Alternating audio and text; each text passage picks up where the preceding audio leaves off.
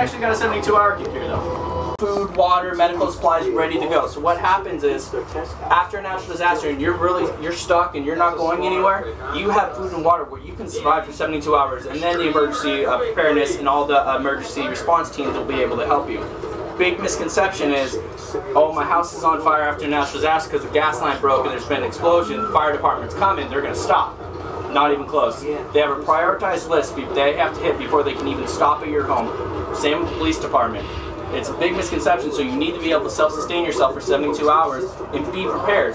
If you try to get prepared after an earthquake, it doesn't work. It's called, oh no, I'm screwed, I better start working and try and scrounge around some items. So large items like this in the home, large cabinets, what do you think is going to happen to this during an earthquake if it's not braced? Directly on top of you. 80% of injuries and accidents actually happen from falling objects, not the actual earthquake shaking itself. Also, glass, big one for me. Photos, all the photos hanging in your hallways, whatnot, of family. This will fly off the wall during an earthquake. Glass breaks on the floor. You most likely won't have shoes on in your own home because you're comfortable and you normally will be barefoot. Cut your feet while you're trying to run out. That's an excess injury you don't need during a natural disaster, and that's not anything you actually need to help better yourself after a natural disaster. Also, large cabinets like this. Kids love to climb these things. Ask my 20-month-old nephew. If everything wasn't braced in our house, we'd be a lot more hospital bills deeper. So what happens is they pull up and they pull it back on themselves. Also, this can go flying and hurt somebody. Also, it can block an exit. Also, electronics, folks. We need to kind of look at those. That's an investment that we make, and we also need to kind of put a little protection into it, because we buy insurance for our homes, we buy insurance for our cars. Why not buy actual tangible insurance that you can see, touch, feel?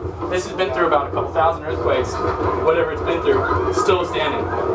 So you know how fast an earthquake can actually hit? It can hit just like...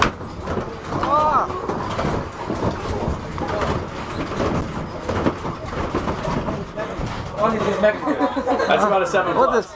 7.2, 7.4. Because the hydraulics house, right? Yeah, so if this were your house, where do you think all these objects would be? Everywhere. Where do you think you would be? Underneath them all. So what we really need to do is kind of take a little bit of awareness, preparedness, get ourselves a 72-hour kit, make sure that we brace everything in our homes to protect our families and ourselves. Please be ready, guys. It's not that hard to get prepared, and I swear to you, you will be like gold after you do it, and it doesn't actually happen. Thank you very much. If I could have you step out the back. Thank you. Guys, if I could have you step back 1 or 2 feet, thank you very much. Glass breaks on the ground. Glass breaks on the ground, most likely you're going to be at home, you're not going to have shoes on. So you run across trying to get to your family or whatnot, trying to get out of a scary situation, cut your feet. That's an extra injury you don't need. And that's not going to help you in any way, shape, or form trying to beat the earthquake and trying to survive and sustain yourself. Also, large cabinets like this. These things get thrown around like rag dolls during an earthquake. Also, block and exit. Also, children love to climb these things, pull back down on themselves. Falls on top of them. Injury, death, hospital visit. Just don't need it. We need to get ready. We need to have 72-hour kits, food, water, medical supplies. We need to have an ABC route home. Earthquake happens, tectonic plates move, roads break.